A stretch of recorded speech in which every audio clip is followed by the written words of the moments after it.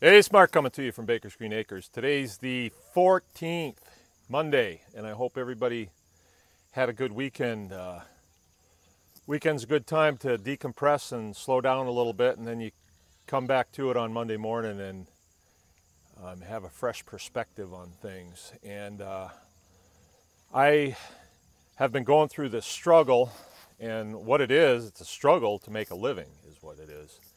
And in order to really understand our Constitution, it's helpful to go through a struggle. So, I'm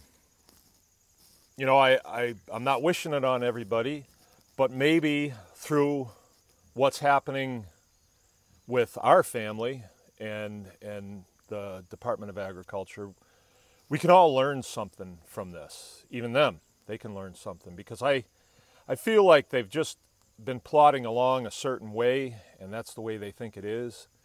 And I think that as time goes by, they will maybe realize that maybe there's been some mistakes made. And as good servants, they need to back up on that, and they need to get it straightened out, right? But I don't think they're going to do it on their own. And let me talk a little bit. It's kind of odd that a farmer is always pulling out a pocket constitution, but I tell you what, it's all I have. It really is all I have. That and this phone.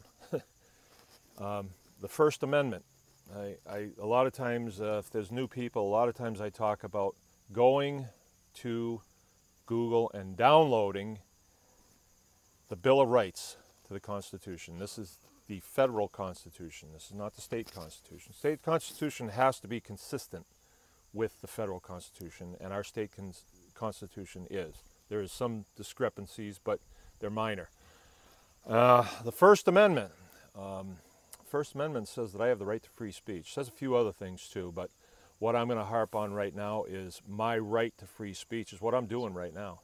And I've told you before, I've lived in countries where you pull out your cell phone. Well, they didn't have cell phones then, but you go to the city square and you start talking bad about the job that the local government is doing, and they'll put you against the wall and shoot you. You cannot do that. In our country, we have this Constitution, and when you read through your Bill of Rights, what you need to be looking at, the frame of reference is, this limits what your government can do, what your servants can do. This is a servant's guide to how to treat their masters. And I think we would all agree that this has gotten a little out of balance. The servants have in some respects become the masters, and they have gained so much power, and their paychecks come from us. I mean, they take it from us and leave us with little. And then when we go to them and say, hey, get this straightened out, they'll say, go hire a lawyer, right? But I think that they've worked themselves into a place this time that's pretty tough to get out of because of this First Amendment, because I'm able to come and speak to you about this and tell you what is happening.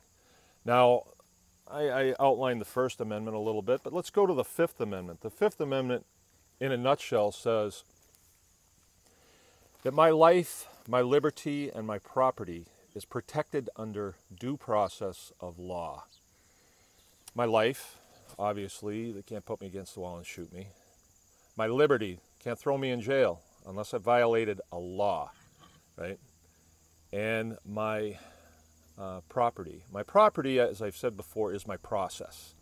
And that is how I pursue a happy life. The pursuit of happiness. That's how I make a living, right? That's my process. They're all protected under due process of law. Now, in this case, we have an agency, Department of Agriculture, or the Ministry of Agriculture, as I like to say when I talk about 1984. And my process is guaranteed to me under due process of law. But then they say, yeah, but you got to get a license from us. And if you don't, then every place where your product goes, we'll shut them down. So, okay, we know how that deal works. That's kind of like, yeah, we won't do anything to you, but we'll get your kids, or we'll get your associates, right? And they pretty openly engage in that. I've seen that firsthand. And that's not right. And there's laws about that. And the laws are pretty strict. It's called conspiracy. Conspiracy to usurp one's constitutional rights. And in this case, unfortunately, they were sloppy, and it is very provable that there has been conspiracy to usurp my rights to pursue happiness, run my business. And let me make it clear at this point, I am not anti-government. In no way am I anti-government. We definitely need government. It makes a lot of sense. The government is there to handle the light work, right? But when government starts to pick winners and losers, that's actually, that's racketeering.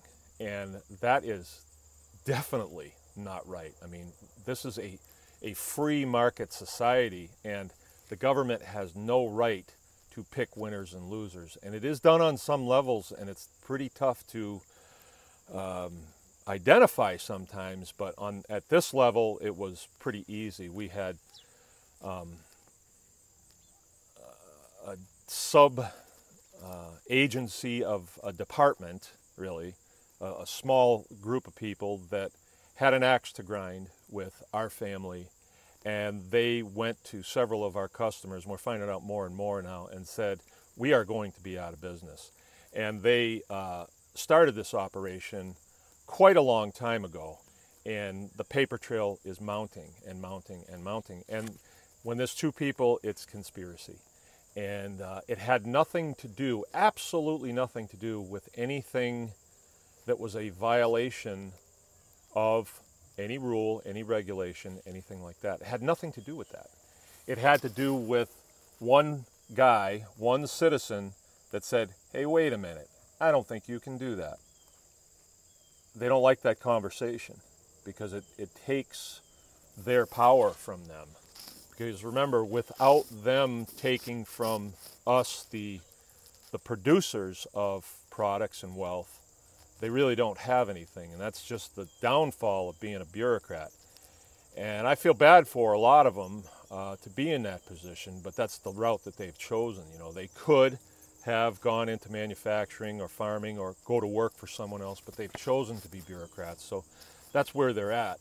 We do need some of them, but whenever they start getting involved in who we're going to do business, when we're going to do, and how we're going to do business, they have stepped over the line without a doubt.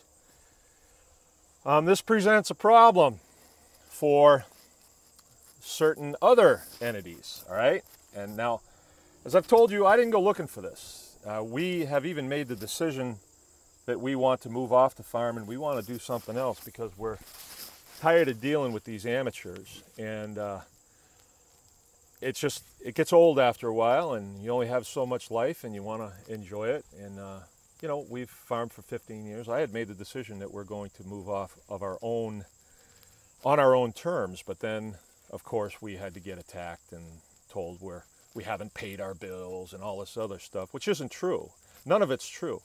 For the record, my family has done nothing wrong to anybody in this government. We've not done anything wrong. But I'm sure if you polled them, they'd say, well, he's got a big mouth. Newsflash, First Amendment. First Amendment. And if what I'm saying is not true, then why don't you sue me for defamation? All right? Why not? But it does a lot of damage to them because they are not operating within the servant's rule book. They're not operating within that. And why is it they don't do that is because it's a whole lot easier and more expedient for them to do so, to operate outside of the rules. And we can't have that. All right, so let's talk about where we're going to go from here in the next video. Thanks.